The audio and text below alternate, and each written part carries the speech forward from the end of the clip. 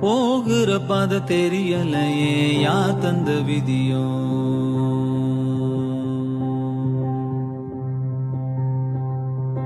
தூரத்தில் வரும் வெளிச்சம் எல்லாம் நீ செல்லும் வழியோ.